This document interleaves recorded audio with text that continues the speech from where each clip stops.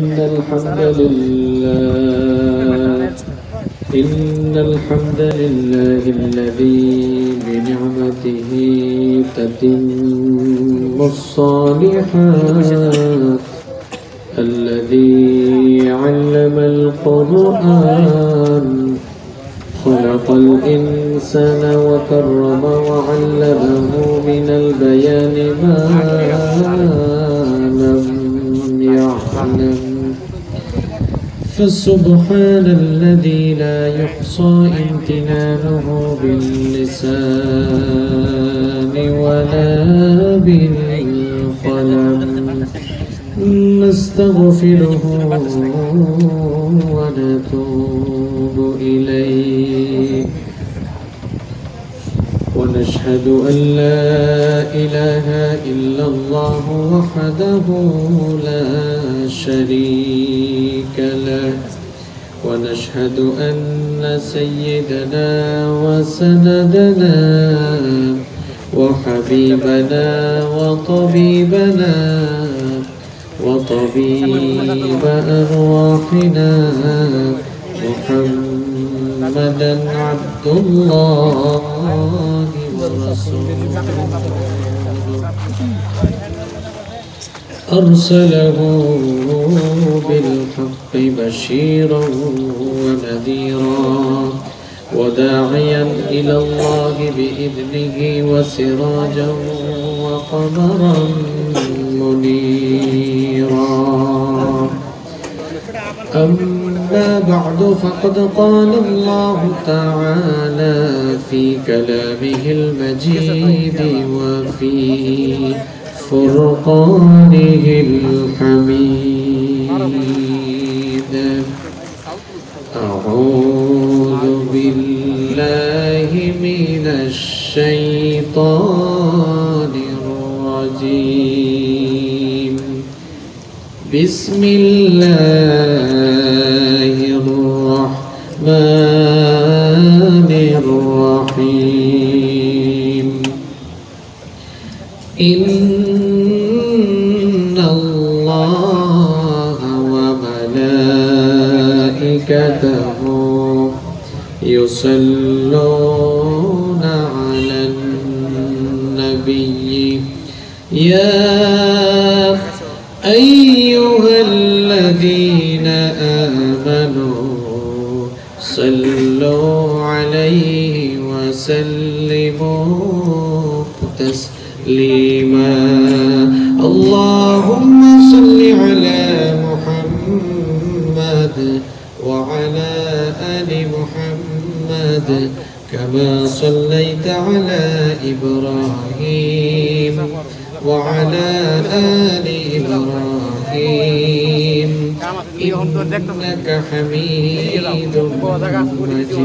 مجيد اللهم بارك على محمد وعلى آل محمد كما باركت على إبراهيم وعلى آل إبراهيم إنك حميد مجيد ربي زدني علما ربي زدني علما رب اشرح لي صدري ويسر لي أمري واحلل عقدة من لساني يفقه قولي سبحانك لا علم لنا অত্যন্ত সুপরিচিত ঐতিহ্যবাহী কিশোরগঞ্জ জেলার পাকুন্দিয়া উপজেলার মির্জাপুর গ্রামবাসীর উদ্যোগে ও মৃত ব্যক্তিদের মাগফিরাত কামনায় আয়োজিত আজকের এই তৃতীয় বার্ষিক তাফসীরুল কোরআন মাহফিলের মোহতারাম আজকের মাহফিলের স্বনামধন্য শ্রদ্ধাভাজন সভাপতি ঐতিহ্যবাহী দ্বীনি বিদ্যাপীঠ মির্জাপুর সিনিয়র আলিম মাদ্রাসার সাবেক ভাইস প্রিন্সিপাল বিশিষ্ট আলেম দ্বীন অত্র এলাকার সকলের শ্রদ্ধাভাজন ব্যক্তিত্ব হযরত মাওলানা আব্দুস শহীদ সাহেব আতালাল্লাহু উমরাহু ওয়া বারাকাল্লাহু ফি হায়াতিহি। আমরা সবাই বলি আমিন। মাহফিলে আলোচনা করেছেন হযরত মাওলানা ইদ্রিস আলী সাহেব, কথা বলেছেন মাওলানা জিয়াউল হক সাহেব সহ আজকের এই মাহফিলে যত উলামায়ে কেরাম কথা বলেছেন, আল্লাহ তাআলা সকলের ইজ্জত সম্মান ইলম এবং আমলগত যোগ্যতা আরো বাড়িয়ে দিন। আমরা বলি আমিন। আজকের এই মাহফিলে উপস্থিত সম্মানিত উলামায়ে কেরাম, আমার সামনে বসা অত্র এলাকার পার্শ্ববর্তী এবং দূরদূরান্ত থেকে আগত আল্লাহর দ্বীন প্রেমী, কোরআন প্রেমী, সর্বস্তরের তাওহীদি জনতা, যুগে যুগে আল্লাহর জমিনে আল্লাহর দ্বীনকে প্রতিষ্ঠার জন্য যারা সবচাইতে বেশি অগ্রণী ভূমিকা পালন করেছেন, আমার প্রাণ প্রিয় যুবক এবং তরুণ ভাইয়েরা, স্কুল, কলেজ, ইউনিভার্সিটি এবং বিভিন্ন মাদ্রাসা পড়ুয়া আমার প্রাণ প্রিয় মেধাবী ছাত্র ভাইয়েরা, মহিলা প্যান্ডেল থেকে এবং ঘরে বসে যারা শুনছেন, আমার শ্রদ্ধেয়া সম্মানিতা মা এবং বোনেরা, উপস্থিত মিডিয়ার প্রিয় কর্মী ভাইয়েরা, প্রাণ প্রিয় পাকুন্দিয়া তথা কিশোরগঞ্জবাসী, আপনারা সবাই কেমন আছেন? আলহামদুলিল্লাহ, আমি আল্লাহর রহমতে ভালো আছি। আমাদের সকলকে ভালো রেখেছেন কে? আল্লাহ। আমাদেরকে সুস্থ রেখেছেন কে? আল্লাহ। কোরআনের এই চমৎকার মেলায় আমাদেরকে শামিল হওয়ার তৌফিক দিয়েছেন কে? আল্লাহ। সেই আল্লাহর জন্য হৃদয়ের সবটুকু ভালোবাসা, আবেগ, অনুভূতিকে উজাড় করে দিয়ে আকাশ বাতাস প্রকম্পিত করে কালেমাতুশ শুকর আদায় করছি, সকলেই পড়ছি আলহামদুলিল্লাহ। রব্বানা লাকাল হামদ হামদান কাসীরান তাইয়িবান মুবারাকান ফীহি ইয়া রাব্বি লাকাল হামদু লাকাশ শুকরু কামা ইয়ানবাগি লিজালালি ওয়াজহিকা ওয়া আযীমি সুলতানিকা لك الحمد بالإيمان ولك الحمد بالإسلام ولك الحمد بالقرآن। আমরা প্রশংসা করেছি কার? আল্লাহ। লাভ হয়েছে কার? আমরা যদি কোনো ব্যক্তি বা কোনো বস্তুর প্রশংসা করতাম, যার প্রশংসা করতাম তিনি খুশি হতেন, কিন্তু আমরা সবাই মিলে যখন আল্লাহ সুবহানাহু ওয়া তাআলার শুকরিয়া জানালাম, কৃতজ্ঞতা আদায় করলাম, তার বিনিময়ে আল্লাহ তাআলা আমাদের প্রত্যেকের আমলনামাকে নেকি দিয়ে ফিল আপ করে দিয়েছেন। সুবহানাল্লাহ। এজন্য সব সময় আল্লাহর শুকরিয়া করতে রাজি আছেন তো? ইনশাআল্লাহ। আমরা যদি শুকরগুজার বান্দা হই, যদি আমরা প্রত্যেকটি মুহূর্তে আল্লাহর নিয়ামত ভোগ করে আল্লাহর শুকরিয়া জানাই, আমাদের প্রতি আল্লাহ প্রদত্ত নিয়ামত আরো বৃদ্ধি করে দিবেন কে? আল্লাহ। এটি আমার কথা নয়, রব্বুল আলামিন বলেছেন লা ইন শাকারতুম, যদি আমার শুকরগুজার বান্দা হও, যদি আমার কৃতজ্ঞ বান্দা হও, তাহলে লা আযীদান্নাকুম, তোমাকে আমি যে নিয়ামত দিয়েছি সেই নিয়ামত আরো আমি বৃদ্ধি করে দেব, আরো বাড়িয়ে দেব। সুবহানাল্লাহ। এখন আপনার আমার অবস্থা হলো, আমরা যতটুকু পেয়েছি ততটুকুতে অনেকে স্যাটিসফাইড নয়। স্যাটিসফ্যাকশন আছে এইরকম লোকদের সংখ্যা খুব কম। এই যে আমি কথা বলতে পারছি, আমার মতো ঠোঁট আছে, দাঁত আছে, আমার মতো ঠোঁট আছে, দাঁত আছে, জিহ্বা আছে, এরকম বহু মানুষ আছে। কথা বলার যে যন্ত্র আমার কাছে আছে, কথা বলার সেই যন্ত্র তার কাছে থাকা সত্ত্বেও সে আমার মতো কথা বলতে পারে না। অনেক লোক বোবা আছে না? এই যে আপনি কথা বলতে পারেন, সুবহানাল্লাহ। আপনি কোনোদিন চিন্তা করেছেন যে আল্লাহ তাআলা তো আমাকে কথা বলার শক্তি দিয়েছেন? এত কত মানুষকে আমরা রাস্তাঘাটে দেখি যারা কানে শোনে, চোখেও দেখে, কিন্তু মনের ভাবটা মুখ দিয়ে প্রকাশ করতে কি বলেন? এরকম মানুষ আছে না নাই? আপনি চোখে দেখতে পারেন, পৃথিবীতে বহু মানুষ আছে এরা কথা বলতে পারে, কানেও শোনে, কিন্তু চোখে একজন বলতেছে ভাই কাঁঠালের খুব টেস্ট, আরেকজন বলতেছে ভাই দুধটা যে মজা হয়েছে, এবং এই লোকটা জীবনে কোনোদিন চোখে দেখে নাই। কাঁঠাল আপনি দেখেছেন, দুধের কালার আপনি দেখেছেন, সে জীবনে কোনোদিন কাঁঠালও দেখে নাই, দুধও। আপনারা বলেন তো ওই লোকটার মনে যে জ্বালা আছে এটা আপনি কখনো ফিল করতে পারবেন? সুবহানাল্লাহ, আপনি তো চোখে দেখেন। আপনি এই চোখ যে আল্লাহ দিয়েছেন, দেখার শক্তি দিয়েছেন, এই নিয়ামতের কিভাবে শুকরিয়া আদায় করেছেন? আপনি কানে শুনতে পারেন, পৃথিবীর কত মানুষ আছে চোখে দেখে কথাও বলতে পারে কিন্তু কানে শুনতে পারে। তাহলে আপনি আমি যে কথা বলতে পারছি, শোনো এদিকে ঠিক আছে, আর গোতাগুতি কইরো না।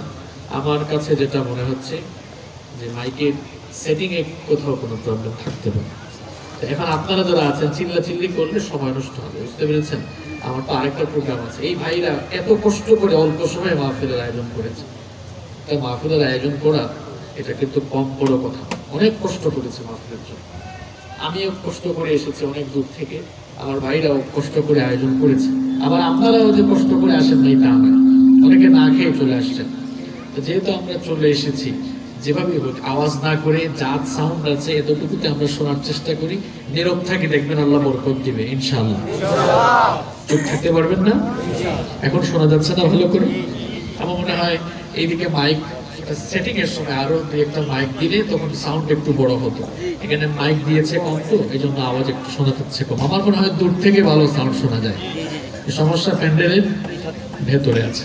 সম্মানিত ভাইয়েরা, এই দেখেন কনসেন্ট্রেশন ব্রেক করে ফেলেছে।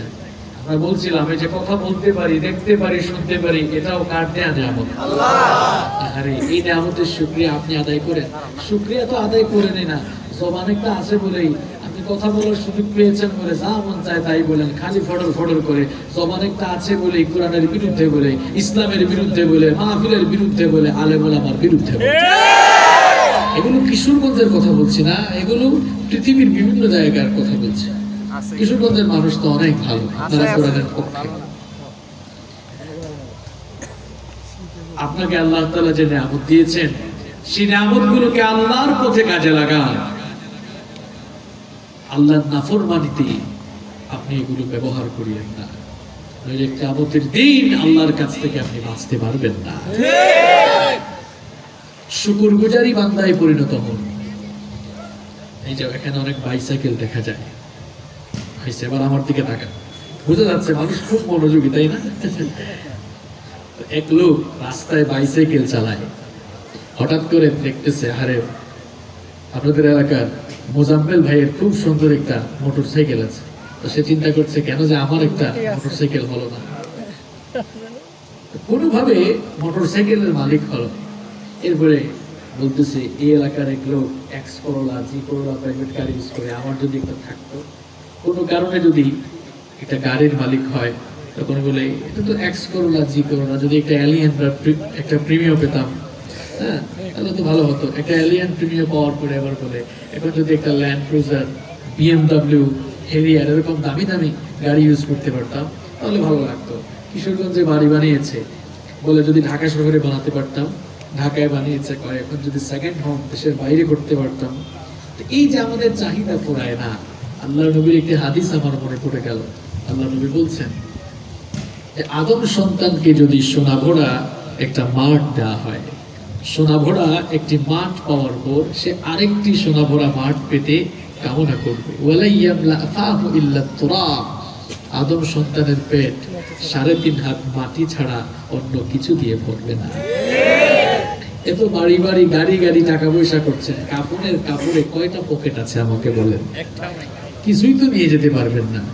এই পৃথিবীর বহু বড় বড় বিজনেস ম্যাগনেট, বড় বড় ধনকুব যারা ছিলেন, বড় বড় কোটিপতি টাকাওয়ালা পয়সাওয়ালা যারা ছিলেন, বলেন তো তারা কত টাকা কবরে নিয়ে গিয়েছেন?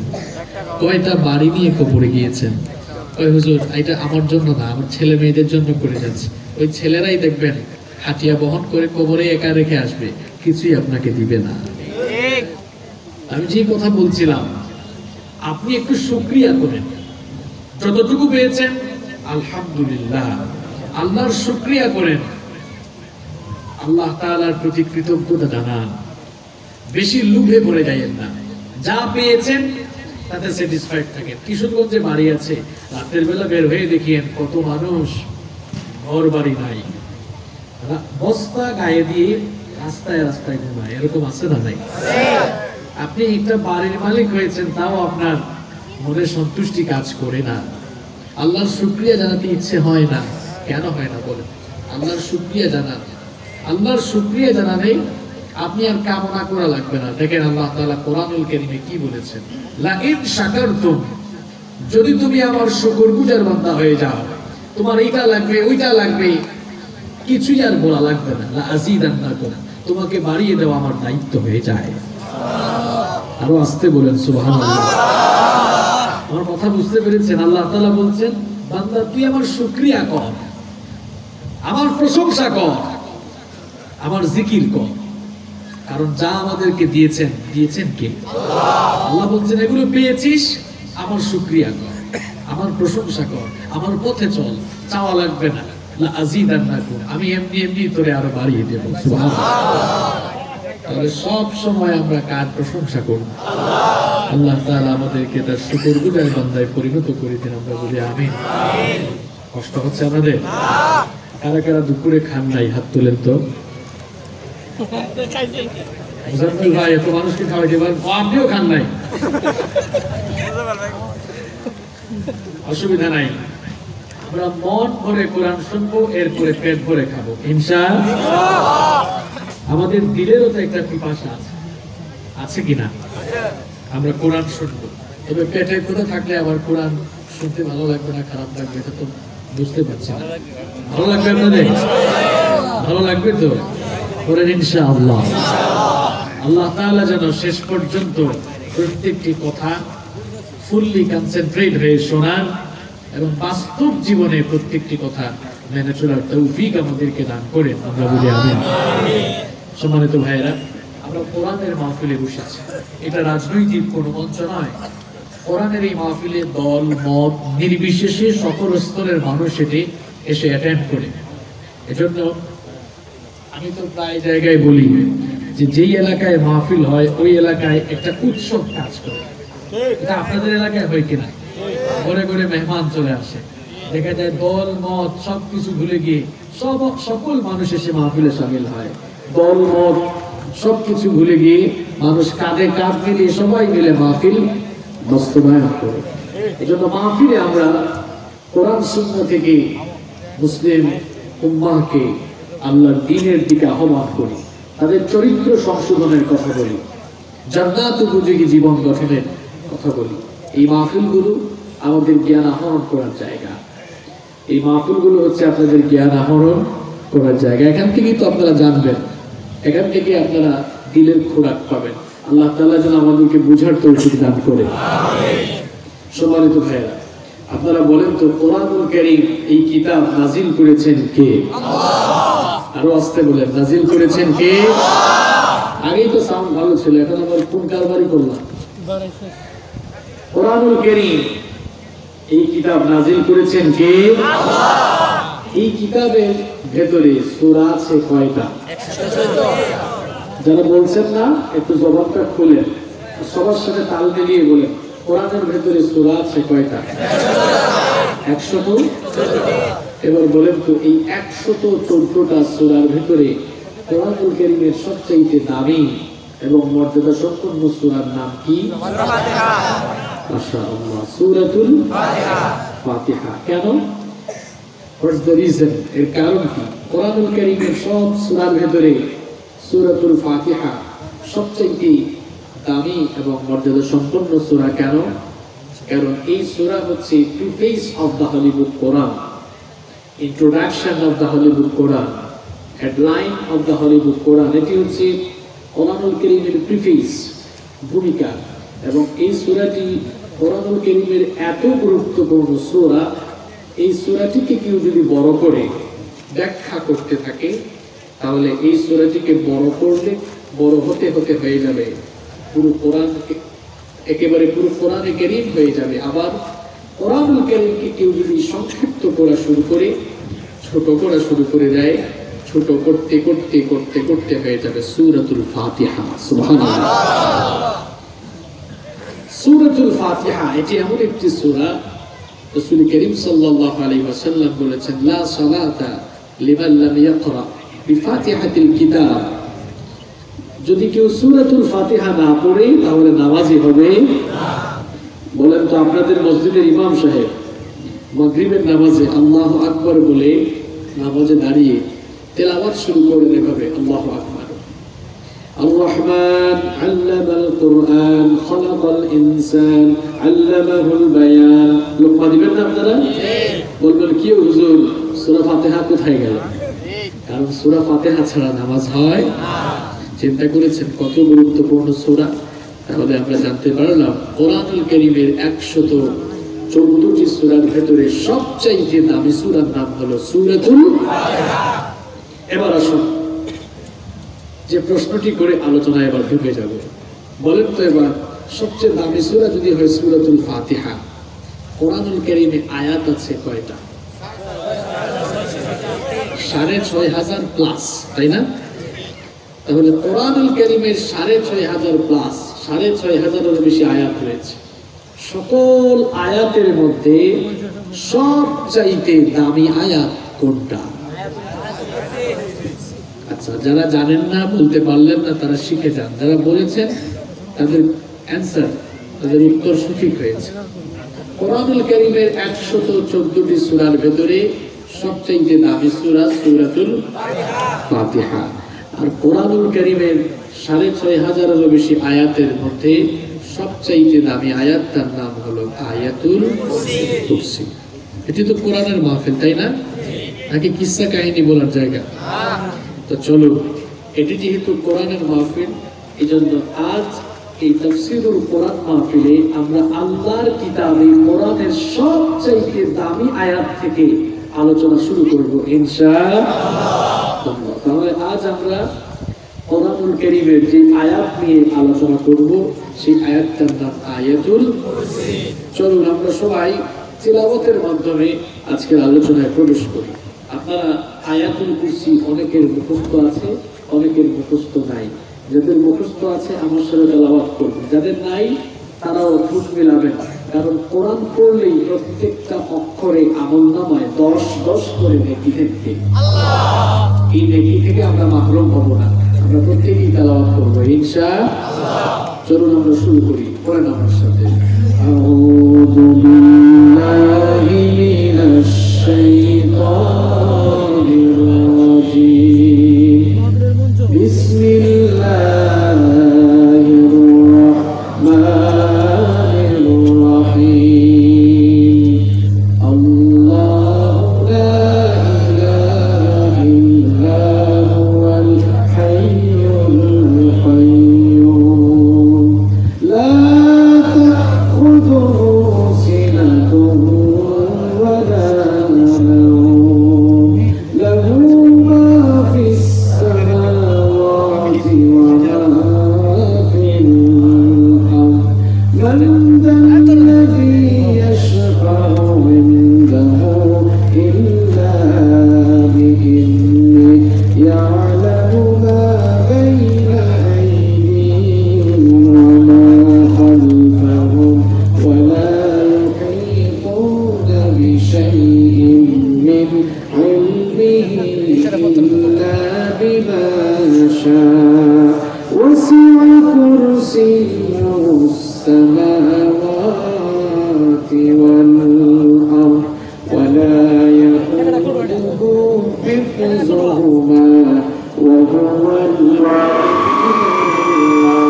العظيم صدق الله العظيم। এই হচ্ছে আয়াতুল কুরসি। বুঝে না যে মাইকটা কি কারোর সঙ্গে চুক্তি করে আসছে নাকি যে হুজুর আজকে ওয়াজ করলেই আমি ঘটনা ঘটাবো?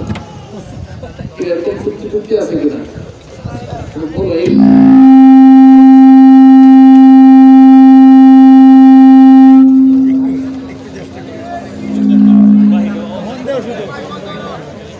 ঠিক আছে এখন সম্মানিত ভাইয়েরা, তাহলে আমরা যে আয়াতটি তেলাওয়াত করলাম আয়াতটির নাম কি? আয়াতুল। এদিকে তাকান, আমার দিকে তাকান। কোরআনের সবচাইতে দামি আয়াতের আলোচনা আমি শুরু করেছি, এজন্য কেউ অমনোযোগী হবে না। আজকের আলোচনা আপনার জীবন পরিবর্তনে যেন ভূমিকা রাখে। আল্লাহ যেন আমাদেরকে সেই তৌফিক দান করে, বলেন আমিন। এই হচ্ছে আয়াতুল কুরসি। আয়াতটার নাম কি? আয়াতুল কুরসি। প্রথমে আমরা জানবো এই কুরসি মানে কি। আয়াত মানে তো আয়াত, বুঝেন আপনারা। কুরসি এই শব্দটি আরবি নাকি Bangla? It's an Arabic word, তাই না? এটি আরবি একটি শব্দ। এর বাংলা অর্থ হলো কুরসি মানে কি? এই আপনারা বাংলা ভাষা বুঝেন? চেয়ার কি বাংলা ভাষার শব্দ? চেয়ার তো ইংলিশ। আমরা বাংলায় কি বলতে পারি? কেদারা বলতে পারি। তাহলে কুরসি মানে হলো কেদারা, কুরসি মানে চেয়ার, কুরসি মানে সোফা, কুরসি মানে সিংহাসন, কুরসি মানে হলো গদি। তাহলে বোঝা গেল কোরআনুল কারীমে চেয়ারের নামে একটা আয়াত আছে, আছে না নাই? এবার প্রশ্ন হলো কি কারণে এই আয়াতটিকে আয়াতুল কুরসি বলা হয়? এর উত্তর হলো এই আয়াতে আল্লাহ তাআলা তার নিজের কুরসি, নিজের সিংহাসনের বর্ণনা দিয়েছেন বলে এই আয়াতটির নাম হলো আয়াতুল কুরসি। কোরআনুল কারীমে মৃত্যুর আয়াত আছে না নাই? কথা বলেন। আমি আগেই বলেছিলাম যে আল্লাহর কোরআনের ভেতরে যত আয়াত রয়েছে সকল আয়াতের নেতা, সকল আয়াতের উপরে যেই আয়াতের মর্যাদা, সেই আয়াতটার নাম আয়াতুল কুরসি। খুব মন দিয়ে কথা শুনেন। এবার বলেন তো কোরআনুল কারীমে মৃত্যুর আয়াত আছে না নাই? জান্নাত জাহান্নামের আয়াত, হালাল হারামের আয়াত, সুদ ঘুষের আয়াত। কোরআনুল কারীমে মৃত্যুর আয়াত আছে, জান্নাত জাহান্নামের আয়াত আছে, সুদ ঘুষের আয়াত আছে, জুলুমের আয়াত আছে। কিন্তু আল্লাহ তাআলা অন্য কোনো আয়াতকে কোরআনুল কারীমের সবচেয়ে দামি, সবচেয়ে শ্রেষ্ঠ, সবচেয়ে মর্যাদার আয়াত হিসেবে ঘোষণা করলেন না, বরং ঘোষণা করলেন যে কোরআনুল কারীমের সকল আয়াতের সবচাইতে সেরা আয়াত, দামি আয়াত, মর্যাদা সম্পন্ন আয়াত হলো আয়াতুল কুরসি। মৃত্যুর আয়াতটা দামি আয়াত নয়। সব আয়াতই দামি, সব আয়াতই কিন্তু মর্যাদা বুঝাচ্ছেন। মনে করেন এই এলাকায় অনেক মানুষ আছে, সবার মর্যাদা কি সমান নাকি? কোরআনেও ৬৫০০ আয়াত আছে, সব আয়াতের মর্যাদা সমান। সবচেয়ে মর্যাদার দিক থেকে উপরে যে আয়াত, আয়াতটার নাম আয়াতুল কুরসি। মৃত্যুর আয়াত, জান্নাত জাহান্নামের আয়াত, হালাল হারামের আয়াত, জুলুমের আয়াত ইত্যাদি ইত্যাদি কোরআনুল কারীমে যত আয়াত আছে, কোন আয়াতকে আল্লাহ তাআলা সবচেয়ে মর্যাদার আয়াত হিসেবে ঘোষণা করলেন না, বরং ঘোষণা করলেন আয়াতুল কুরসি হলো কোরআনুল কারীমের সবচেয়ে মর্যাদার আয়াত। Why? What's the reason? কারণটা কি? কারণটা কি? এত আয়াত কোরআনের ভেতরে আছে, জান্নাত জাহান্নাম, মৃত্যু, কবর, ফুলসিরাত, আখিরাত, হালাল হারাম, জুলুম, কত আয়াত কোরআনে আছে। সকল আয়াতের সেরা আয়াত, সকল আয়াতের সবচেয়ে দামি আয়াত আয়াতুল কুরসি। চেয়ারের আয়াতকে কেন করা হলো? কারণটা কি বলবো? রাগ করবেন না তো? এর কারণ হলো এই পৃথিবীতে যত জুলুম হয়, এই পৃথিবীতে যত অন্যায় অপকর্ম হয়, তার সিংহভাগ চেয়ার থেকে হয়। কারণ আমাদের অবস্থা হলো এমন, যে যখন চেয়ারে সে তখন গিয়ারে। এই যে আমি চেয়ারে, আমিও কিন্তু এখন গিয়ারে আছি, বুঝতে পেরেছেন? যে যখন চেয়ারে সে তখন গিয়ারে। এই পৃথিবীতে যত পাপাচার, যত অন্যায়, যত জুলুম হয়, তার সিংহভাগ চেয়ার থেকে হয়। এই চেয়ার টিকিয়ে রাখার জন্য মানুষ মানুষের উপরে জুলুম করে। এই চেয়ার টিকিয়ে রাখার জন্য মানুষ মানুষকে জেলখানায় ঢুকায়। এই চেয়ার টিকিয়ে রাখার জন্য মানুষ মানুষকে অন্যায়ভাবে হত্যা করে। এই চেয়ার টিকিয়ে রাখার জন্য অনেকে মাহফিলে বাধা দেয়। এই চেয়ার টিকিয়ে রাখার জন্য অনেকে হুজুরদেরকে গালি দেয়। এজন্য পৃথিবীর সমস্ত চেয়ারওয়ালারা চেয়ারে বসে যেন গিয়ারে না উঠে, আল্লাহ তাআলা কোরআনুল কারীমের সবচাইতে দামি আয়াত আয়াতুল কুরসিতে সেই ব্যাপারে মানুষকে সতর্ক করেছে। গাড়ি উঠে গিয়ার বাড়ালে বিপদ আছে, এই আয়াতে সব এসেছে। অনেক মানুষ আছে যারা বলে ধর্ম আর রাজনীতি সম্পূর্ণ আলাদা। আচ্ছা আপনারা বলেন তো, ইসলাম একটি পূর্ণাঙ্গ জীবন বিধান, আমি বাংলায় বললাম, আপনারা ইংরেজিতে বলেন Islam is the complete code of life. ইসলাম পূর্ণাঙ্গ জীবন বিধান, এটা মানেন না কে কে? হাত তুলেন তো। মানে না কে কে? যারা হাত তোলার মানে চেষ্টা করছে, লেনিনের কোনো মুরিদ টুরিদ এখানে আসতে নাকি? ইসলাম পূর্ণাঙ্গ জীবন বিধান, আপনারা মানেন কি মানেন না? পূর্ণাঙ্গ মানে কি? পূর্ণাঙ্গ মানে একেবারে ফুলফিল করা আছে, কোন জিনিস বাকি না। তা আপনি যদি একটা জিনিস সেখান থেকে আউট করে দেন, এটা পূর্ণাঙ্গ থাকলো না অপূর্ণাঙ্গ হয়ে গেল? এটা অপূর্ণাঙ্গ হয়ে গেল। অথচ দেখা যাচ্ছে কোরআনুল কারীমের সবচেয়ে দামি আয়াতটাই হলো ক্ষমতার ব্যাপারে, চেয়ারের ব্যাপারে। আপনার আল্লাহর কোরআনের আইন ভালো লাগে না, চুপচাপ বসে থাকেন, কিন্তু আল্লাহর আইনের বিরুদ্ধে কথা বলিয়েন না। বললে আমরা মনে করব যে আপনার মাথায় মনে হয় শয়তান প্রস্রাব করে, নইলে মুনাফিকের মতো। আপনি কি কোরআন একদিনও পড়েন নাই? আবার হুজুরদেরকে বলেন এটা বলিয়েন, ওইটা বলিয়েন না, এটা বলিয়েন, ওটা বলিয়েন না। গাধা কোথাকার হুজুর 30-40 বছর কোরআন হাদিস পড়তে পড়তে, এই যে আজকের সভাপতি সাহেব কোরআন হাদিস পড়াতে পড়াতে ওনার চুল দাড়ি রেখে গিয়েছে। এই মানুষগুলাকে এসে যদি কেউ আধুনিক শিক্ষিত কেউ বলে হুজুর এইটা বলেন, এইটা বলিয়েন না, মানা যায়? আপনারা বলেন মানা যায়? যৌক্তিক না অযৌক্তিক? ডাক্তার অপারেশনে ঢুকেছে, অপারেশন থিয়েটারে। অপারেশন থিয়েটারে ঢোকার পর এবারে দোকানদার এসে বলতেছে অপারেশনটা এমনি করেন, এমনি করেন, এভাবে করেন, ওইভাবে কাটেন। বলেন তো ডাক্তারের মেজাজ খারাপ হবে কেন? এটা এত বছর পড়াশোনা করে আমি ডাক্তার হয়েছি, তুই মুদি দোকানদার, এখন অপারেশন কেমনে করতে হবে এটা আমাকে শিখাতে হবে? মুদি দোকানদারের মতো আজও কিছু লোক পৃথিবীতে বের হয়েছে, যে আলেম ওলামারা কোরআন সুন্নাহ পোস্টমর্টেম করে, কোরআন সুন্নাহ পড়ে পড়ে গবেষণা করে করে মানুষের সামনে কোরআন থেকে আপনার কথা বলে। কিছু মুদি দোকানদার এসে এখন আলেম ওলামাদেরকে ইনস্ট্রাকশন। একটু সাবধান হও, এই লোকগুলোকে আবুল তাবুল মনে করো না। ইন্নাল উলামা ওয়ারাসাতুল আমবিয়া, কি মনে করেছেন আপনি লোকদেরকে? এই মানুষগুলো হলো আল্লাহর জমিনে নবীদের প্রতিনিধিত্বকারী। সুবহানাল্লাহ। আলেম ওলামা যারা আছেন তারা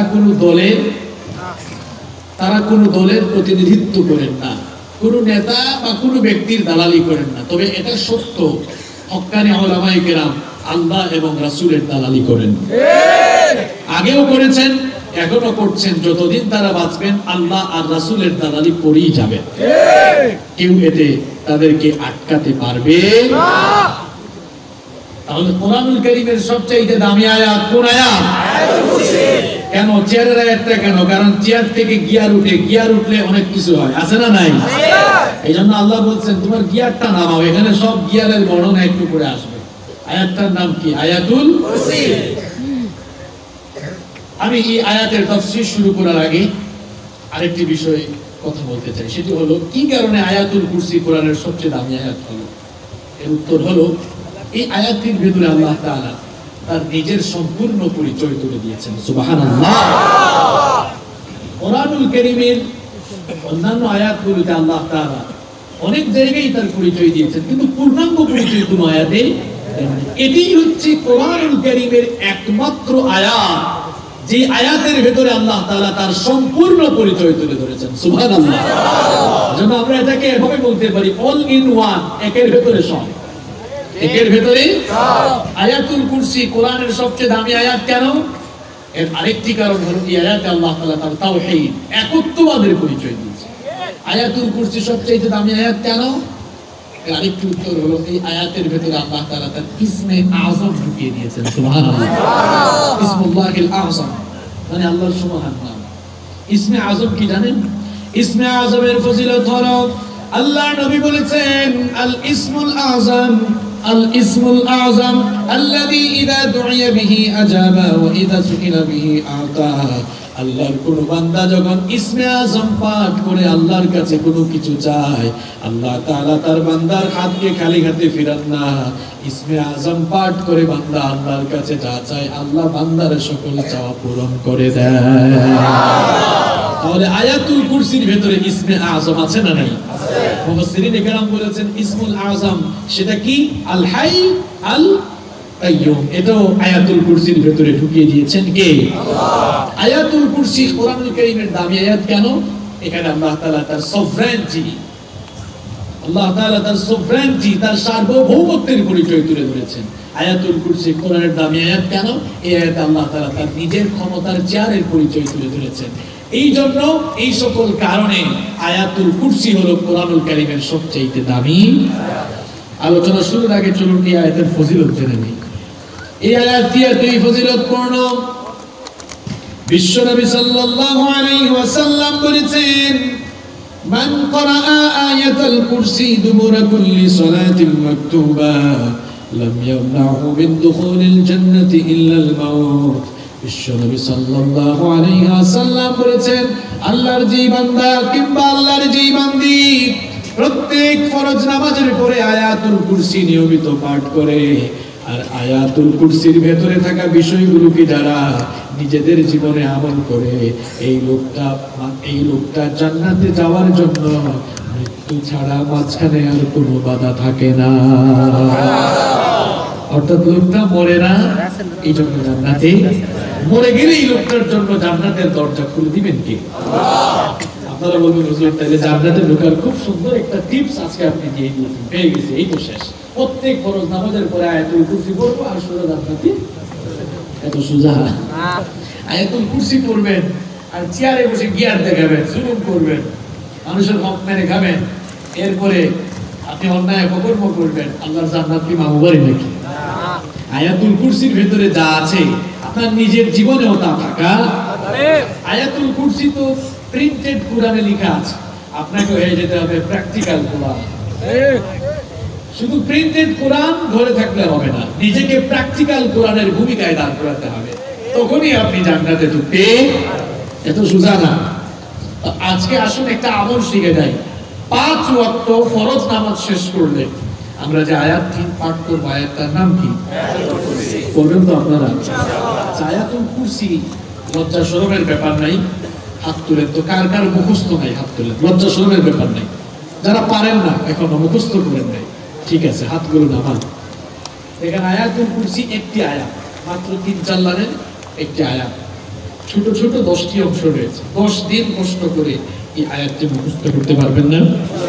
ছোট ছোট কিভাবে দেখেন, আল্লাহু লা ইলাহা ইল্লা হুয়াল হাইয়ুল কাইয়্যুম একটা অংশ, লা তাখুযুহু সিনাতুন ওয়া লা নাওম আরেকটি অংশ, লাহু মা ফিস সামাওয়াতি ওয়া মা ফিল আরদ আরেকটি অংশ, মান যাল্লাযী ইয়াশফাউ ইনদাহু ইল্লা বিইذনিহি আরেকটি অংশ। এইভাবে আয়াতুল কুরসি ওয়া হুয়াল আলিয়্যুল আযীম পর্যন্ত কয়টা অংশ আছে?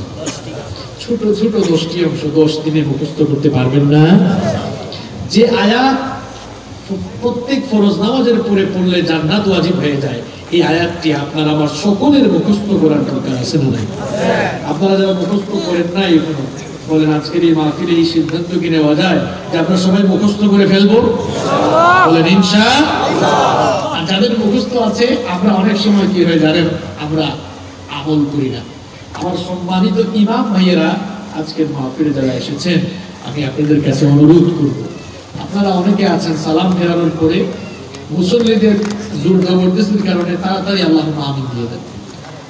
সালামের পরে আপনি দোয়া করেন, মুনাজাত করেন, কোনো অসুবিধা নাই, কিন্তু আল্লাহর নবী সালাম ফেরানোর পরে এমন কিছু আমল নিয়মিত করেছেন, এই আমলগুলো আপনার আমার জীবনে অনিয়মিত হওয়া, এটা কি ভালো না খারাপ? ভালো।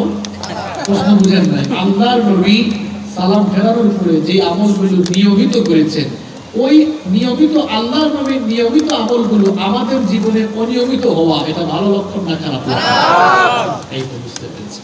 আল্লাহর নবী সালাম ফেরানোর পরে নামাজে, ফরজ নামাজে সালাম ফেরানোর পর নিয়মিত কি কি আমল করতেন দেখেন। বিশ্বনবী সাল্লাল্লাহু আলাইহি ওয়াসাল্লাম প্রত্যেক ফরজ নামাজে সালাম ফেরানোর পরে আল্লাহু আকবার একবার পড়তেন, আস্তাগফিরুল্লাহ 3 বার পড়তেন, সুবহানাল্লাহ 33 বার পড়তেন, আলহামদুলিল্লাহ 33 বার পড়তেন, আল্লাহু আকবার 34 বার পড়তেন, এরপরে আয়াতুল কুরসি পাঠ করতেন। আবার ফজরের আর মাগরিবের নামাজের শেষে আল্লাহর নবী আল্লাহুম্মা আজিরনি মিনান নার এটা আরো 7 বার পড়তেন, আরো দোয়া করতেন, আল্লাহুম্মা আনতাস সালাম ওয়া মিনকাস সালাম তাবারাকতা ইয়া যাল জালালি ওয়াল ইকরাম লাহুল মুলকু ওয়া লাহুল হামদু ওয়া হুয়া আলা কুল্লি শাইইন কাদির। এরকম আরো অনেক দোয়া আছে না নাই?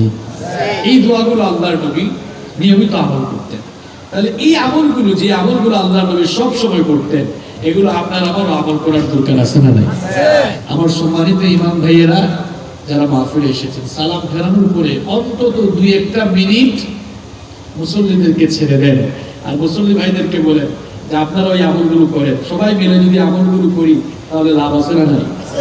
আপনারা করবেন তো ইনশাআল্লাহ? আল্লাহ যেন তৌফিক দান করে, বলেন আমিন। তাহলে আয়াতুল কুরসির একটি আমল আমরা শিখে গেলাম, প্রত্যেক ফরজ নামাজের পরে আমরা এটা করব ইনশাআল্লাহ। কষ্ট হচ্ছে না তো আপনাদের? বেশি কষ্ট হচ্ছে?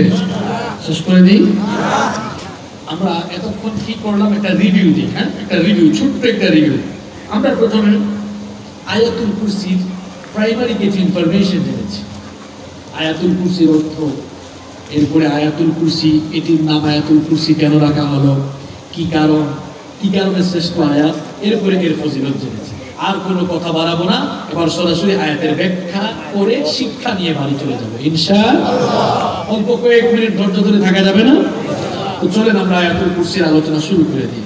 রব্বুল আলামিন শুরু করলেন এভাবে, বলেন আমার সাথে, আল্লাহু লা ইলাহা ইল্লা হুয়াল হাইয়ুল কাইয়্যুম। এর বাংলা অর্থ কি? আল্লাহ হচ্ছেন তিনি, লা ইলাহা ইল্লাহু, যিনি ছাড়া আর কোনো ইলাহ নাই, যিনি ছাড়া কোনো মাবুদ নাই, যিনি ছাড়া কোনো উপাস্য নাই, আইনদাতা নাই, বিধানদাতা নাই, যিনি ছাড়া আর এইরকম ক্ষমতার মালিক কেউ নাই। তিনি কে? আল্লাহ। তিনি ছাড়া আর কোনো ইলাহ আছে? আছে কিনা? কিন্তু এই পৃথিবীর বহু মানুষ সেই এক আল্লাহর ইবাদত বাদ দিয়ে বহু খোদায় বিশ্বাস করে, বহু খোদার ইবাদত করে, এরকম আছে না? আচ্ছা আপনারা বলেন তো, কোরআনুল কারীম সাম্প্রদায়িক কিতাব না সার্বজনীন কিতাব?